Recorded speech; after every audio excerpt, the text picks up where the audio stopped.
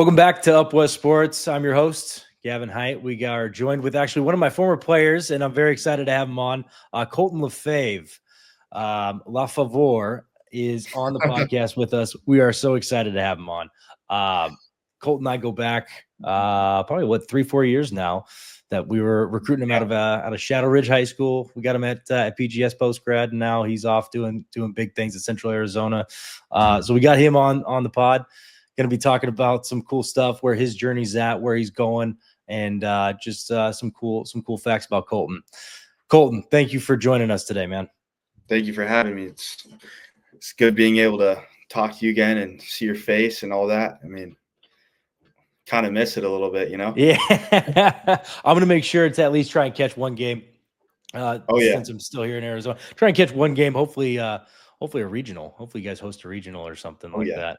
I can make it too. We're planning on that. Let's do it. Let's get. Yeah, I know. But kind of wanted to kick it off with your journey and where it started, where it's coming, and where it's going. That guy that I met some odd years back at Shadow Ridge High School, low 80s, and now mid 90s at Central Arizona. Talk to me about your journey and what's that been like over the past couple of years. Yeah, I mean, the journey definitely been a little longer than most people's journeys. Started out as, I'd say, on the smaller side of kids in high school, so never really got attention, kind of was pushed to the side for a while, and then injuries always happen, which no one's always happy about, but and a couple of injuries happened to where the kid on the side got moved to where the middle of the pack was, and kind of got the shot that he's been waiting for all his life. So, was definitely throwing low to mid 80s. Wasn't throwing the hardest. Was still playing a position behind pitcher's mound out there, and just found a way to get the job done. And then graduated high school with a walk-on offer to a junior college, and didn't necessarily want to take it because, I was on the smaller side and I had a lot of growing up to do. So found a way to kind of just move in the right direction still without taking a big step back of having to redshirt, possibly getting cut in the fall, and then having to transfer. I made the decision to go to post-grad sports, where I met you. And then before post-grad, started working out at Push Performance and started the weightlifting, weight gaining journey to where I was able to get to, what was it?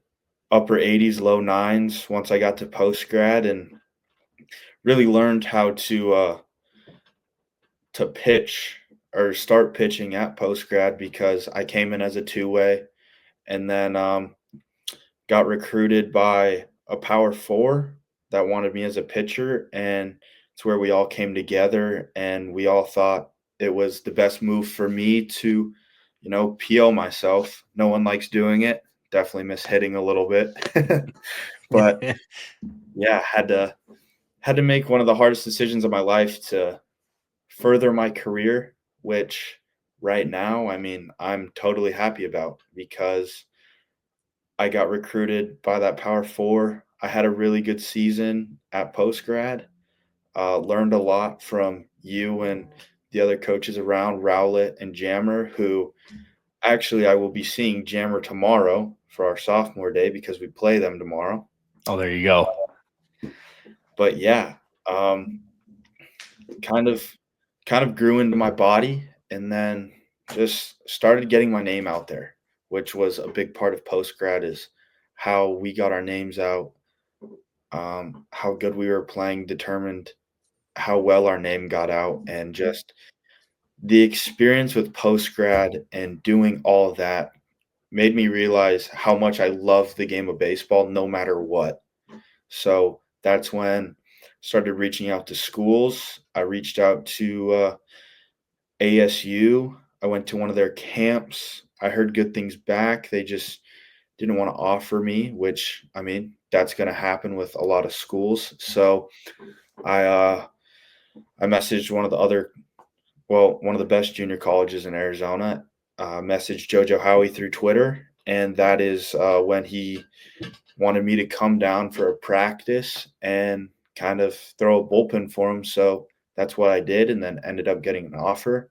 And I was the kid to always bet on myself because I was always, back of the pack, one of the smaller kids. So I bet on myself to go to Central Arizona, and it's worked out ever since. Worked my Yeah. ass off last fall to not this fall, but last year fall to win a rotation spot. And I mean, I found myself in the bullpen as a freshman, and every single teammate I talked to from last year's team, they say, "Dude, you got a good amount of innings as a freshman last year." And now that I look at it this year, I really kind of understand like how much exposure I got last year, how much I improved from last year, all of that to get to where I am today and be in the role I'm in today, which role I'm in right now is our closer. So, that's a very important role in every pitching staff. You got to have a guy that can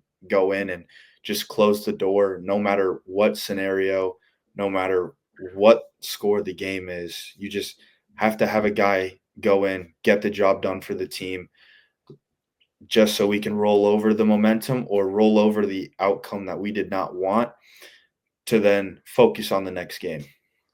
So Yeah. that's kind of how my journey's been, and I'd say, I don't regret any of it. That's for sure. And as long as I've known you, that statement rings true. You've always been one to bet on yourself, and it's always panned out in your favor. I'm glad they moved you to the pen because, well, not the pen, but to such an elite role in the pen, being a closer, because it Yeah, takes two things to be a closer. I could never do it. I had, I think, 3 saves my entire college career. I hated every last one of them. I always wanted to start, but you need a little bit of psycho, and you need a little bit of Red Bull. Or rain, yeah, if you that's enjoy rain. A little bit of psycho, a little bit of Red Bull goes a long way. oh, yeah. And that little bit of psycho and a little bit of adrenaline will get you up to like 95, 97.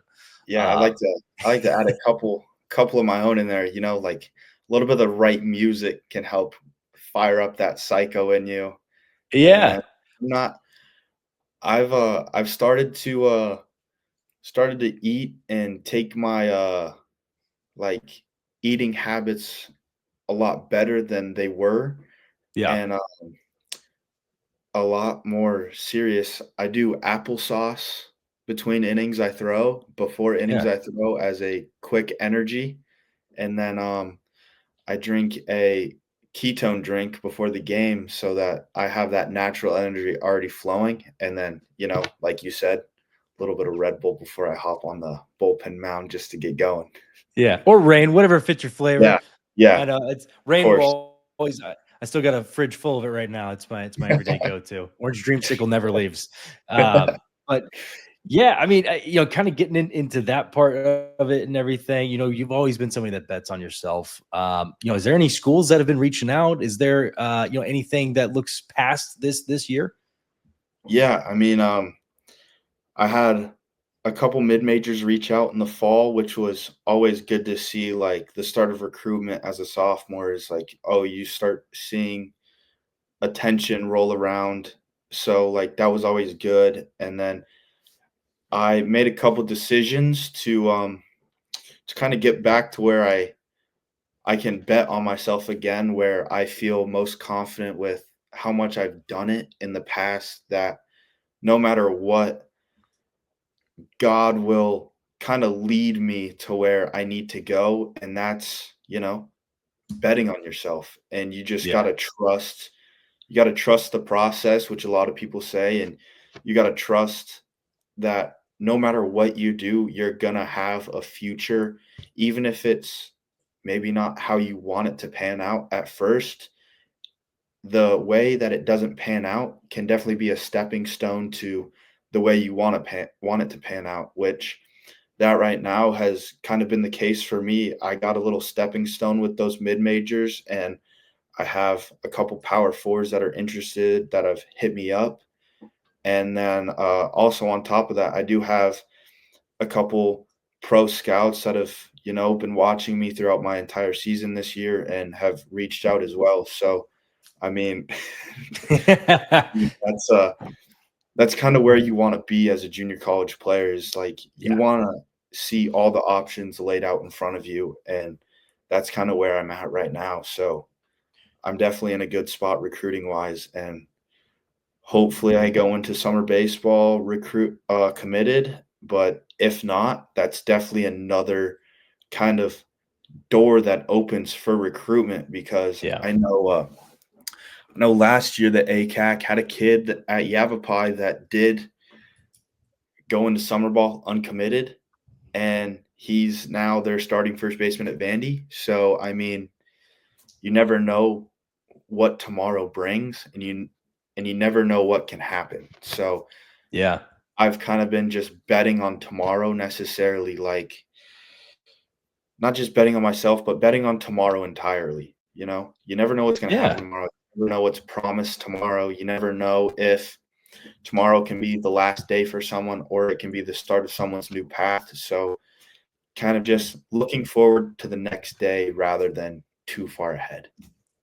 Yeah, and I forgot to ask after the first question. I know we kind of got through your journey and everything. Yeah. I'd be remiss to ask because I know our listeners out there are wondering this. What is that psycho music that you like to listen to before you get amped up for a game, or I So guess ready to close? it definitely depends on my mood before the game. So I do now go with that classic dad rock, the divorced dad rock, we could call Divorce it Dad Rock. It the bangs, 90s dude. grunge music. Yeah. Right now my walkout song is Last Resort by Papa Roach. Clean Good version, one. of course, but I mean, you gotta have a good song to walk out to kind of, get that edge before you even have a batter step in the box. But it's either the divorced dad rock or depending on my mood, sometimes I do play some EDM, some hard EDM, There you so go. some house music, kind of just to me it works completely different with how my brain works. So EDM music kind of helps my body relax, but keeps my mind engaged with what's going on. So Yeah. that's always something that's important when you're on the mound is I've always seen success with throwing hardest when the body's relaxed and my mind's focused on the right thing. So when you focus yourself on the right thing and you have your body relaxed at the same time, at the start of that warm up, you can kind of like what they say, ride that high of getting to where you need to be once you step on that game mound to where you're absolutely dominant. Yeah. No, and I appreciate you being able to kind of expand on that because you're right. Yeah, Like there's music out there that it hits the right spot is the best way to exactly. put it. It finds that balance of Yep. amped up but also focused. Uh-huh. But yeah, it's funny that you mentioned the divorced dad rock. My senior year of college, my walkout was Riot by 3 Days Grace, which is Oh, yeah. 100%. It's 100% in the divorced dad rock Hall of Fame. But that was We've, my senior year. yeah, we've That was my definitely senior year. incorporated a lot more, divorced dad rock into the, baseball playlist, which has helped. We've It got, bangs. They're bangers. we've got a good one, The Kill, Bury Me by 30 Seconds to Mars, of course. 30 Seconds to Mars is another great one. Got a couple. I haven't put the Papa Roach one in, but you got some Linkin Park in there. You've got, You gotta go who else? Avenged Sevenfold. If you haven't put Avenged Sevenfold on there, you're missing out on a whole band that was the biggest in that time. Avenged I'll Sevenfold will bang. I'll do that tomorrow. Yeah. But yeah, Oh man. we've got a couple kids on the team that definitely like that music. One of them actually plays guitar, so that definitely helps, like, kind of bring all our music kind of together. We've got David Baania, who's originally from the DR, so we've got that Spanish music kind of deal running through. We've got the vibes from that to, everyone's rap music that they like.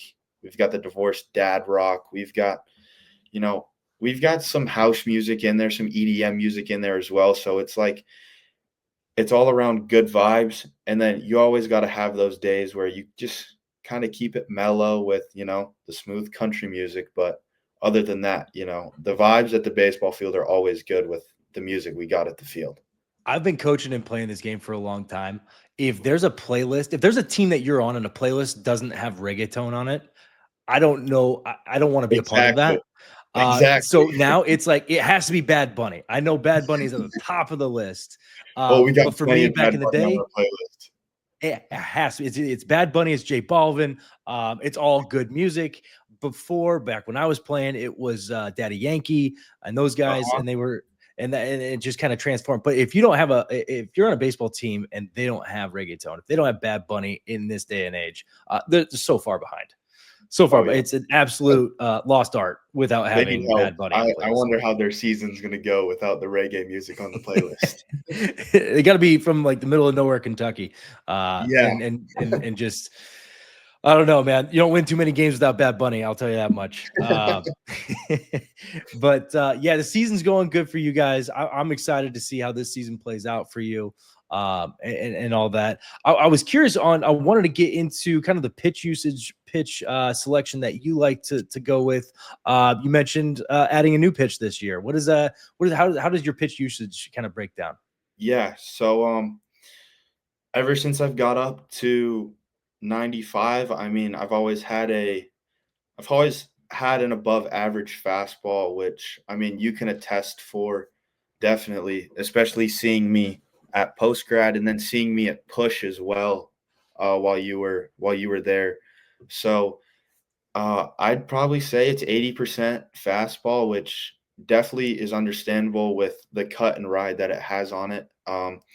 Off that, I do throw a mid to upper eights cutter, which I mean I've always had for quite some time. I believe I started throwing it before I even got to post grad, so I've had that in the arsenal for a while. And then I call it an I call it a breaking ball because some days it's a sweeping slider, some days it's a hard slider, some days it's almost like a complete 12-6 curveball with how I can manipulate it on the mound. So I'd probably call it right now more of a slurve, but I I can kind of manipulate it, like I said, to where if I need a hard slider, I can throw the hard slider. If I need a sweeping slider to get a swing and miss down and away to a righty, boom, sweeping slider. If their bat path is just right on with my slider movement, you know, Create more kind of get depth. a little more on top of it, and you've got almost that 12-6 curveball in you to where, you know, he's gonna think he sees slider and he's just gonna completely whiff and be like, "Wow, what did I just swing at?" But those are the main 3 right now. Yeah. It's definitely a heavy fastball usage and especially I'd say heavier cutter usage on top of that just because of how well they play off of each other.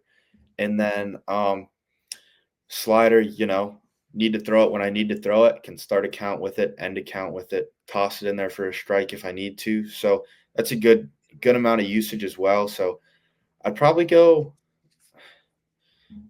I'd probably go 75% fastball, um, 15% cutter, 10% slider, and then I added a kick change, which definitely has not been used a lot, but when it has been used and it's on, I've thrown it for strikes and gotten swing and miss, or I have had it put in play one time this year, and it was a end capper on a left-hand batter to the third baseman who charged it and just made the play. So it's definitely something new to the entire game of baseball, which, Yeah.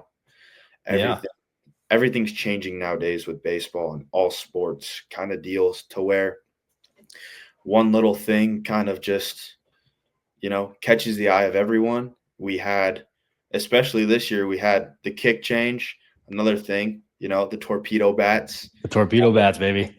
the new things just kind of erupt. So I got put on the kick change pretty early and just have been just trying to master it since I got put it in the arsenal. So being able to use it in game has definitely helped me as, having throwing hard, having harder off speed, just being able to throw, a low eights to high sevens changeup off of a, 92 to 94 mile an hour fastball definitely helps, especially as a pitcher who can be put in any kind of scenario. If he's got to start, you need hopefully a fourth pitch during your start to go, 5 to 7 innings. Middle relief guy, you go in a couple innings. I mean, you might need a fourth pitch here and there on certain batters, especially their four Yeah, hole just if it comes up. be able to pull one out. Yeah. Yeah, exactly. And then, as a closer, you kind of only get one inning of work, maybe two. Three's a stretch sometimes. That's when the bullpen's running dry and you need as much out of your closer as you can get. But being able to have four pitches, like in an inning to 2 innings of work, it really puts all their batters on their heels because they don't know what's going to be thrown at them exactly. Yeah. They kind of can't comprehend what's going to be thrown after a high 93-mile-an-hour fastball with cut right on it. Like, you can play anything off of that. So being able to have a fourth pitch as a closer definitely helps be able to keep the hitters off balance to where you can do your job and get those bad swings, get those strikeouts, get the pop-ups. So that's the arsenal right now. Never know with where I'm going if it's going to expand or decrease because, everyone knows some of the best pitchers in baseball had 3 pitches for a long time. So Yeah. you don't always need 4, but a fourth one's good to have. And actually, question on the kick change. Do you kind of try and model it after maybe like a James Karinchak where you're trying to get a lot of depth? Or are you just trying to disrupt a little bit of timing where it's still a faster changeup and you're just trying to get maybe just a little bit of movement and just kind of disrupt it, kind of like with a cutter, right? Where you're just getting a little bit on side and it's just, and it's just kind of cutting over and you're taking a little bit of MPHs off, or, what's your attack with, or I guess, what's your goal with the pitch design of the kick change? So, like I said, my fastball has cut on it. I throw a cutter and a slider. So I throw mainly everything away from a right-hand batter into a lefty. So if teams get used to that, they're going to know how to hit you, know where to look while throwing, know where to stand on the plate while facing you. So we added the kick change to kind of find something where I can run something into a right-hander, run something away from a left-hander because everything I have runs away from rights, runs into lefts. So just being able to have something that has depth to it that's almost 12-6, maybe sometimes 1-7 if I cut it a little bit or have to put it on the other side of the plate. And then something that just has spin that doesn't look exactly like the fastball, cutter, or slider. Just having something that's able to, disrupt the timing of the hitter to where it catches them off guard and they make that, oh, I got to swing at this because it looks like it's going to be in the zone kind of swing. Yeah. So I definitely kind of modeled it more as not a lot. I'd say medium depth, a little bit of run, just with how it plays off everything else. Yeah. And honestly, one of the But for all of our Mariners fans out there listening, Andres Munoz has donned this pitch, and it looks pretty nasty. And it looks like it's just something that's disruptive. It's not anything to really write home about as far as movement goes. At least Andres Munoz. And I don't know, like maybe yours is modeled a little bit differently, where you're trying to get more depth on it, and you're okay with the MPHs being a little bit lower. Everybody's going to be a little bit different with how they want to approach this brand new pitch. And then over time, you're going to see the pitch itself evolve and what's been working the best and what numbers you're kind of trying to aim for and all that stuff. But as far as right now, it's super experimental stage, and it's just something different. So the hitters are still trying to figure out what the heck this thing's doing, anyways. Yeah, So I know exactly. you're having fun with. I know you're having fun with just having that, being able to pull it out and be like, "Hey, hit this, Oh, boys." yeah. Yeah, especially um, especially after you kind of perfect getting it to where it needs to be in the zone. Like, yeah, the I command don't part of it. necessarily want, like I don't want certain movement from it. I want something that's gonna be able to disrupt the timing that is a significant mile per hour difference than the fastball, because I could go 2 heaters by someone, they foul off the second one straight back. I've got 3 options to pick from. I can go cutter away, slider down and away, or I can even go kick change right down the middle, see it drop and run away from his bat. And he has to guess which one I'm gonna throw, which makes hitting even harder at that point, because I could do that, or I could just blow another fastball by him and just completely catch him even more off guard. The options that you have, the versatility with this pitch. I'm glad it's made its way. I'm glad it's now in your arsenal.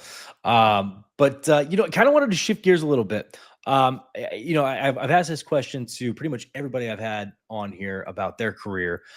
If you could go back and talk to your 17, 18-year-old self, that high school kid that still doesn't know what his future looks like and stuff like that, what advice would you give that kid? It's 16, 17, 18 years old, still doesn't know where he's going to go, but he's going to try hard. Yeah. Probably the first thing I would have told him was probably pick the fork up a little bit more than I want to. Just because, skinny kids got to eat and they got to do it quick if they want to get recruited right away. So I definitely say, definitely first thing out of my mouth would be pick up the fork. Put the phone down, pick up the fork kind of deal. Yeah. But after that, it would be kind of more faith oriented, just because later on in life, especially right now for me, I've kind of gotten a little bit more into that. And it's more like believe the process is going to turn out how you want it to turn out. Kind of have faith in what you are doing is going to work for you in the future. I know a lot of kind of my story and my kind of journey to where I am now, I bet on myself, which a lot of kids, in my opinion, should do, because you don't know how good you are until you bet on yourself. I didn't know that I could go to one of the top JUCOs in the nation coming out of a post grad, uh, until I reached out and they sat me down in that office and they offered me. And the year I graduated was the year that they had won a national championship. And I'm like, okay, this is what level of baseball I can compete at. Keep working your ass off to make that team now. Always kind of have a short term goal at the front of your mind and have the long term goal at the back that slowly makes its way up after you complete that short term goal. My short term goal when I stepped foot on this campus was I got to find a way to make myself proud, my family proud. Got to make sure that the time I've put into this game, the journey that I've been on, was, of course, successful and all that. So I needed to make sure that I, put everything aside, sacrifice certain things to make sure I hit that short-term goal of making the team in the spring, not getting cut in the fall. So it's always something that I want to do, is bet on myself. So something I'd say to the younger kids is no matter what you're doing, no matter your journey, no matter what goes on in your life, if there's a will, there's a way. Keep finding a way to do what you love. I went up and talked to your brothers. You know, I think it was 14U or 15U team last summer while Right. I was in Yeah. Yakima, and a lot of them were like, "Well, this and that and this and that. This isn't going my way. This isn't going my way. Like, what should I do?" And I said to the entire team, if you love this game enough, you will find a way to keep playing the game no matter what. Which that's something I did myself. One offer out of high school, wasn't the biggest kid. I found a stepping stone, which PGS was for me to get to a high level junior college. Like a lot of my other teammates at PGS, like you said, Alex Miller at Flodar, Evan is over at a junior college in California, and he just committed to Creighton not too long ago. So, like, if there's a will, there's a way. You got to keep finding a way to play the game that you love, Yeah. which And is it's beautifully put too, because yeah, because I do want to add another flavor to that, because there's a lot of guys that are like, oh, I'm going to bet on myself, but they throw 78 and they don't go work hard. So the other side of that is have the passion for it, because you had the passion for it. Go work hard. You don't necessarily need a direction, or I guess you don't necessarily need a end goal and like I'm going to X school. You just need a direction. You need to be pushed. You need to push yourself, and you need to find that inner exactly. drive. Uh, You but you gotta yeah, find that road that's gonna lead you to where you want to go, even if there's potholes, speed bumps, curves in the road. You got to find that road that will take you to your end goal. and the next two things behind that are surround yourself with people that want to do the same thing. Find Exactly. people that are just as driven to play this game and to play this game at an elite level. And then the last part is find a mentor, whether it be a coach, whether it be your dad, whether it be somebody that you trust, that you know is going to push you, that Teammate you know is even. going to, yeah, teammates even. Especially as you get into the 4 year and you're a freshman. You Yeah. find a senior, you latch on to a senior. I know when I was a freshman at Western Oregon, I had like 3 or 4 seniors that I was able to call up at any point in time, go grab a soft drink, and then just talk life, and being able to find new passions and being able to set the record straight. But yeah, it very beautifully put, because bet on yourself, and then you don't necessarily need a game plan. You just need a direction, and you just need to be pushed in that Exactly. direction, and stuff's going to fall your way. It's not going to happen right away. You're gonna make Um, connections that you're gonna make are able to connections. help keep you on the right direction. They're gonna help you find the right people to surround yourself with. They're gonna find the right, place for you to go as a stepping stone. They're gonna help you as much as you want their help. So they're gonna find ways to keep you on the road that you need to be on. And For here's example, my head coach yeah, is one of those. He's helped out every single one of our guys on our team, no good. matter what. No matter how many innings have been thrown, no matter how many outings they've had, no matter how many pitches they've thrown this entire year, he has helped every single one of our players on the team because he wants everyone to move in the right direction for themselves. Yeah. And just to add one more thing to all that, this is going to be the hard part. You're going to stumble, and you're going to stumble early, and you're going to stumble Uh-huh. often, and you're going to fail, and you're going to fail a lot. And it's getting your nose back to the grindstone, being able to get back up, finding out, okay, I did this wrong. How can I fix that? And getting back up on that horse, and getting after it. It's the guys that give up after the first 4, 5, 6 times. Those are the ones that it's, I mean, I'm not saying they're failures. I'm just saying if they would have pushed a little bit harder, you never know where they could have been. You're going to fail. You're going to fail a lot. This is a game of failure. We love baseball, Yeah, but we all know this exactly. is a game. This is a game. I pitched in New Mexico Highlands, where we're 7,000 feet up. I had a 7+ ERA, and that was normal. So Yeah, yeah, this game's built on failure, and you got to find a way yeah. to push through it. Like And you're gonna now, walk kids, you're gonna hit balls, you're gonna roll over, you're gonna strike out. It's just part of the game we all chose to um, put all of our time into. we chose this sport and we have to be okay with failing at this sport because that's what makes us better baseball players in the end of the road. Yeah. Yeah. Fail to not fail in the future. Exactly. It's the best way to put it because it's tough. It's tough to deal with as much failure as you get in baseball. But One to take the punches and keep going. exactly. One MLB player that definitely stands out with that I've personally been looking up to recently is he just had a Netflix documentary where he said something that definitely went all over social media. I know you're probably know who I'm about to say is Jaron Duran himself. He he failed so much where he had a mental battle with himself where he found a way to keep playing the game he loves and he was just an all-star last year. If that's Mhm. not inspiring to every single baseball player, I don't know what else is. Yeah. You're gonna Um, have mental hardships. This game takes a very big mental toll on everyone that has ever played it, and it's gonna take real people and real strength to kind of get past that little mental hardship to where they can go play free again, which failure is part of that mental hardship, and once you get past the failure, you kinda just gotta kinda stay on that riding of the high. You can't get too low, but you also can't get too high.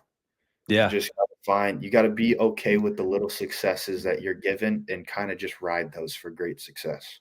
And to speak on Colton's success and finally seeing the fruits of his labor come to fruition on everything. 2 years, 3 years ago, he had a real breakthrough when we were at PGS. He was now not just touching 90, he was sitting 90, and he was touching 90 plus, and he was hitting 92. And I think we were touching 93, and we were starting to really climb. Yeah, And still, Division One after Division One, not getting back, not getting back, and now we're seeing it come to fruition. You just got to keep the nose to the grindstone. You got to have that ambition, because now Colton's getting hit up by a handful of coaches, and there's definitely probably still more to come, and we're excited to see where Colton ends up from here. But he was he was doing this style of baseball just a couple years ago, and now it's finally coming. To where it was earned a couple years ago, but now it's for sure earned, and now all the coaches are seeing it and seeing it in a pretty bright light, I might add. uh-huh, Um, and just yeah, because I earned it back then doesn't mean, "Oh, that's it." I mean, I still had to work to where I am today, and one would say I'd kind of re-earned everything just because of where I am now with what's happening, like, I earned it back then, kinda didn't fall through, so I found that stepping stone to get back on track, to re-earn everything, and hopefully I get another stepping stone next year to where I can get that call in the draft in the next year or 2 and kind of earn that to where, I'm now in one of everyone's dreams kinda deal of being a pro athlete at some point. So, and that is the dream. yeah, exactly. That's the So dream. That's I what the always want goal. to I always want to finish this off with shout outs, or we've definitely mentioned a handful of people tonight, but I wanted to give you the Yeah, of floor course. to give a shout out to anybody that we didn't touch, or if you wanted to kind of touch on maybe some coaches or anything like that. I want to give you the floor for a shout out. Oh, man.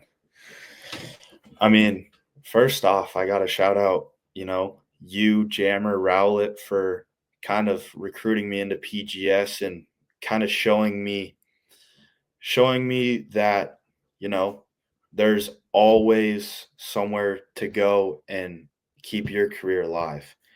I know a lot of the guys on the team took the same chance I did at PGS. So, shout out to every single guy I played with on that team. There's too many to name.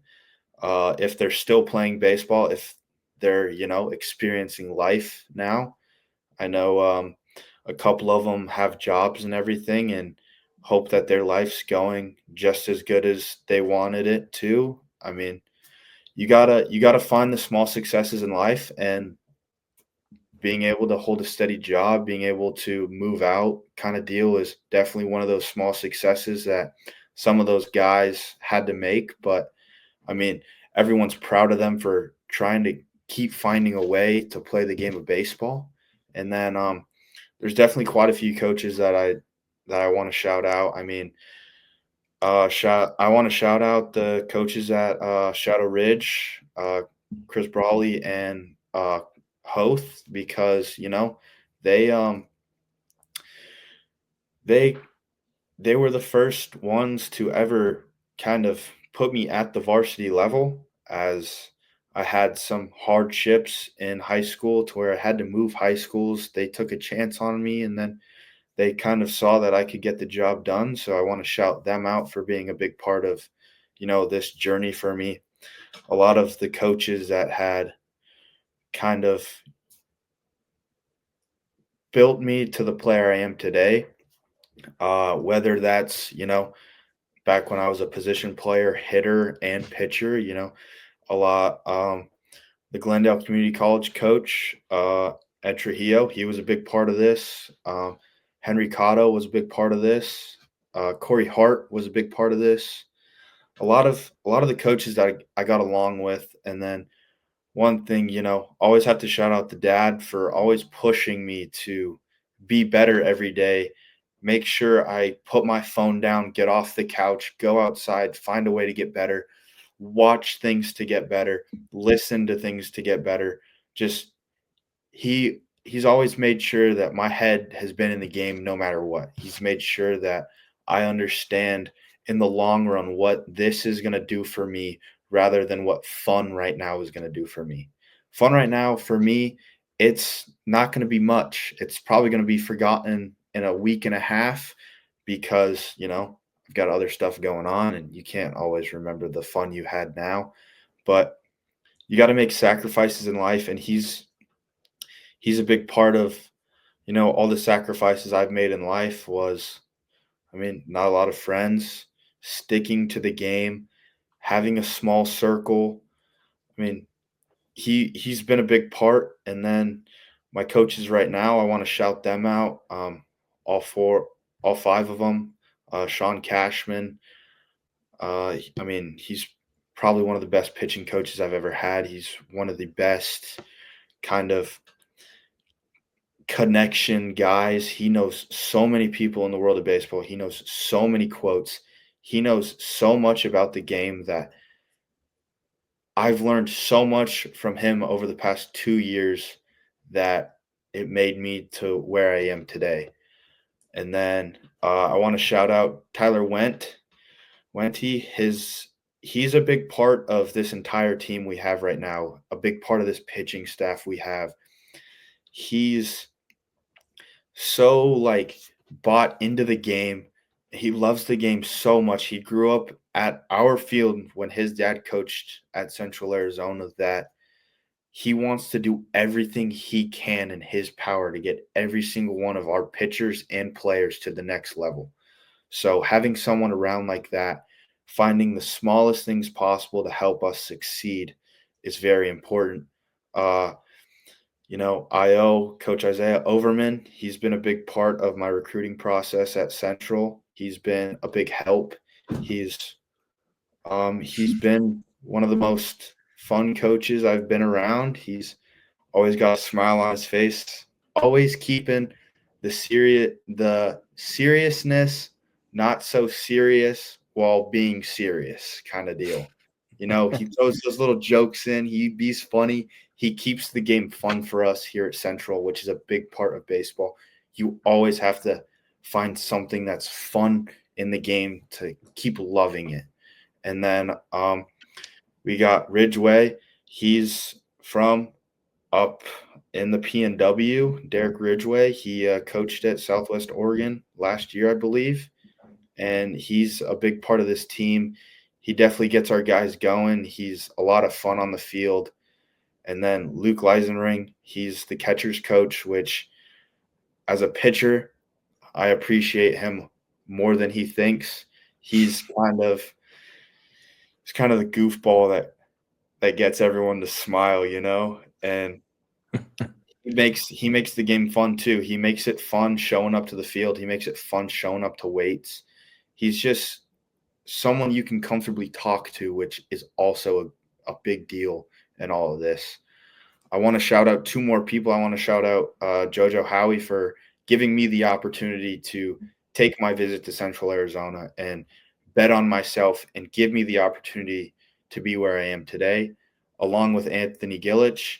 He's one coach that I would have loved to be coached by before he left Central. And he knows that. I've texted him about it a couple times. And I just want to thank him for giving me the offer he gave me, to where I worked my ass off so much to not let anybody down in my life, of making sure I get to college baseball. That's awesome, man. And I appreciate you being able to do that. Yeah, For Up West Sports, I'm Gavin Height. We got Colton LaFave on here on the podcast. Just remember, life's too short. Gas up your boys.